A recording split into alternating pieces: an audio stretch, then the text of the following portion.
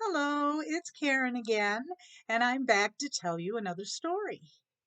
This particular story comes from the faraway island of Java in Indonesia, and it is the story of a prince and a princess, but mostly about the princess.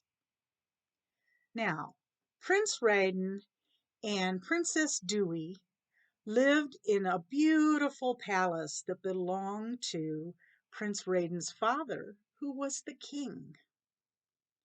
Surrounding the palace were beautiful gardens with flowers and plants and lovely places to sit in the shade. Princess Dewey just loved spending time in the garden. And that's exactly what she was doing when she happened to notice a snail crawling on her shoe. Ew, yuck! That is so nasty. Oh, I don't like that. And she plucked the snail off her shoe and threw it in the river. Well, she didn't know that that snail was actually an evil old sorceress and shapeshifter. And by throwing her in the river, it made the sorceress angry. So she crawled back out of the water and she changed herself into her human shape and said, "You think snails are yucky? Well, I've got news for you. You will become one." And she changed Princess Dewey into a snail. But this was a golden snail. And then that sorceress picked up the golden snail that was Princess Dewey and threw her in the river. Well, the golden snail washed down river, went quite a ways. And in the meantime, Prince Raiden searched and searched for his wife. He couldn't find her anywhere. He had soldiers searching for her. She was nowhere to be found. Then one day, far down the river, there was an old woman who was fishing to get something for her dinner. So she had thrown her net into the water and she pulls it back out and she sees, besides the fish she caught, there was a golden snail. She picked it up and she said, "Wow, I've never seen a golden snail before. This is really special." And she took the snail and the net with her fish back to her house. She set the snail on the table and then fixed the fish for her supper. By the time she was done with supper, she was tired. She had walked to the river, she had fished, and then walked all the way back home, and then cooked, and she decided she was just going to go to bed and leave the dishes to be done tomorrow. So the old woman went to bed, and she fell right asleep. And the next morning she woke up and she looked around her home and it was all clean.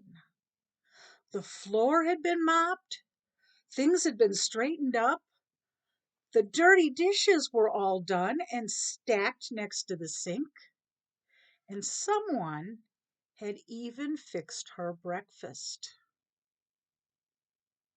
"Well," said the old woman, "I am truly blessed. I don't know who came in and did this for me, but I do appreciate it, and this is just so nice. I am so thankful." So this went on for days and days. Every night when the woman went to bed, She'd wake up the next morning, and the house was clean, and breakfast was waiting for her. Well, she just couldn't understand. So she decided she would stay up and watch to see just who was doing all this. So she made a show of going to bed, but she didn't actually go to bed. Instead, she hid behind the door of her room and she peeked out of a little crack to see what was happening. Well, the golden snail turned into a beautiful woman. And the old woman didn't know what to think. And then this beautiful woman began cleaning the house. The old woman just had to know. So she comes out and she says, "Who are you? And why are you doing this for me?" Princess Dewy explained, "I am Princess Dewy, and I have been cursed by an evil sorceress. This sorceress has turned me into a snail, and all day long I am a snail. It's not until after dark that I can change back into a person. The only possible way to fix this problem, to cancel the spell, is for the Holy Gamelan to come and play their music." Well, now, I know you're wondering what the Holy Gamelan is. And that is actually a small band of musicians who play drums and bells and gongs at the temple. And they normally never leave the temple. Well, the old woman said, "I have to do something about this." So she left and she walked all the way to the palace. And when she got there, the guards were at the door and she says, "Please, I must talk to the prince. I have found his wife." And the guard says, "Oh, yes." And they bring her in and they take her to the prince. And she bows to the prince and she says, "Your wife is under a spell. The only way it can be broken is for the Holy Gamelan to come and play their music for her." Prince says, "Oh, I've looked for her everywhere. I'd just about given up hope that she would ever be found. I thought maybe she drowned in the river. But I will go to the temple and we'll see if we can get the gamelan to come and play to change my wife back."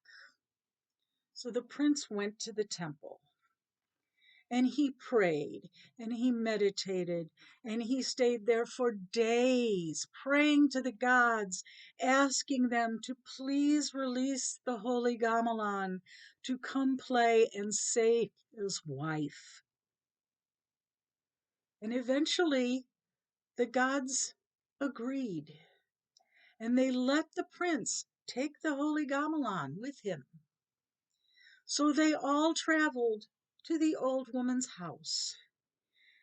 And the musicians set up and they began to play, and they began to play beautifully with the drums and the gongs and the bells. The old woman ran in the house and she grabbed the golden snail off of the table and she brought it outside. And when the golden snail heard the music of the Holy Gamelan, she turned back into a person. And there she was, Princess Dewy. And Prince Raiden grabbed her and gave her a big hug. Said, "Oh, I thought I had lost you forever. I'm so glad to have you back."